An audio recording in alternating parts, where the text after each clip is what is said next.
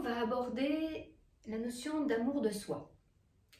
Alors, vous l'avez compris, depuis quelques vidéos, je parle de la séparation entre notre mental, qui est de l'ordre de notre ego, donc de notre personnalité, et notre conscience, qui, elle, est plutôt de l'ordre du soi, et qui est au-delà de notre personnalité. Eh bien, dans l'amour de soi, nous allons retrouver ces deux aspects.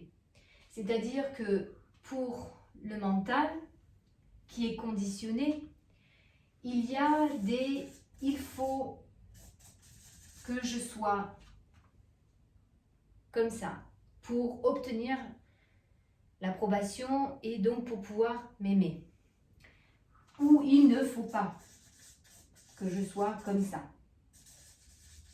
Donc rappelez-vous que l'ego, lui, il s'est construit avec l'extérieur.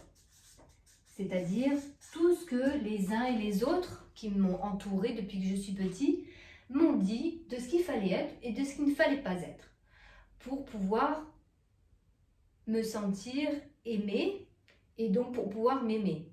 C'est-à-dire que quand on était petit, pour pouvoir s'aimer, eh bien ça passait par le regard des autres sur soi. La conscience, elle, prend beaucoup plus de recul.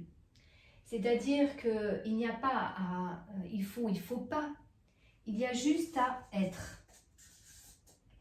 Alors, avec, bien sûr, ces parties claires, ces parties sombres à voir, dont on doit prendre conscience justement, pour pouvoir de plus en plus éclairer ces parties sombres qui sont en nous. Donc finalement, l'amour de soi, c'est accepter l'être que nous sommes. Avec, comme je l'avais dit aussi dans une autre vidéo, tout ce qui nous compose, à la fois des choses que l'on pourrait dire être positives et tout ce qui pourrait être nos vulnérabilités, nos parts sombres. Notre mental juge. C'est bien, ce n'est pas bien. Notre conscience, elle, nous dit juste « qu'en penses-tu » ? Et ce recul-là nous permet de voir, peut-être que là, en effet, j'ai manqué de conscience. Peut-être que là, j'ai blessé quelqu'un.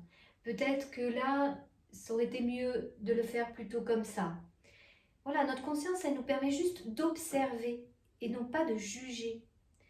Donc finalement, nous pouvons tout à fait nous aimer tels que nous sommes. C'est sûr que du point de vue du mental, on ne peut pas s'aimer.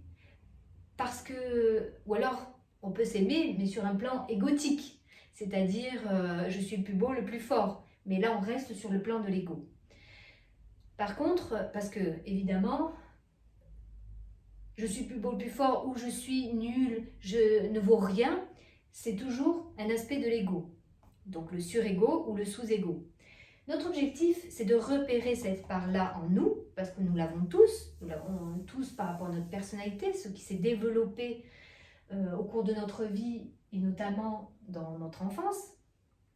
Et ce que l'on souhaite aujourd'hui, c'est dépasser cet ego, aller au-delà de notre ego, au-delà de notre personnalité, parce que c'est elle qui nous fait souffrir. Parce que justement, nous ne sommes pas comme il faudrait, ou il faudrait être comme ça. Alors que notre conscience est bien au-delà de cela. C'est-à-dire qu'il y a cette partie-là de nous qui ne perçoit ces aspects, on va dire, positifs et négatifs, mais n'est pas dans le jugement de ces aspects-là. Juste, elle observe. Elle observe que nous sommes cela. Et donc, nous pouvons être dans un véritable amour de nous-mêmes, amour de soi, quelles que soient justement ces parties-là de nous-mêmes. Et du coup, nous pouvons aussi le transposer sur l'amour des autres, puisque nous avons vu que finalement, cette conscience-là est une partie d'une grande conscience de laquelle nous venons tous. Et donc, si justement la personne en face de moi, c'est une personne avec aussi ses aspects plus et moins, il n'y a pas à juger quoi que ce soit, et nous pouvons être dans l'amour de ce que la personne peut être dans tous ses aspects. Donc, j'espère que cette petite vidéo aura permis un petit éclairage sur ce que peut être l'amour de soi et surtout vous permettre de cheminer vers cela. Parce que je le répète, ici, c'est la source de la souffrance. Parce que nous ne sommes pas comme on nous a dit qu'il faudrait être. Donc on ne peut pas s'aimer, puisque nous ne correspondons pas à ce que les autres souhaitaient de nous. Alors qu'à ce niveau-là, nous nous acceptons absolument dans toutes nos parties, telles que nous sommes, avec nos faiblesses, nos vulnérabilités, nos zones d'ombre. Parce que ça fait partie de nous. Et c'est important justement d'accepter et d'aimer aussi toutes ces parties-là. Tout en continuant, tout en poursuivant l'éclairage de ces zones d'ombre pour les mettre de plus en plus à la lumière. Voilà, j'espère que cette vidéo vous aura été utile. N'hésitez pas à mettre des commentaires ou des questions auxquelles je pourrai répondre. Et je vous dis à très bientôt.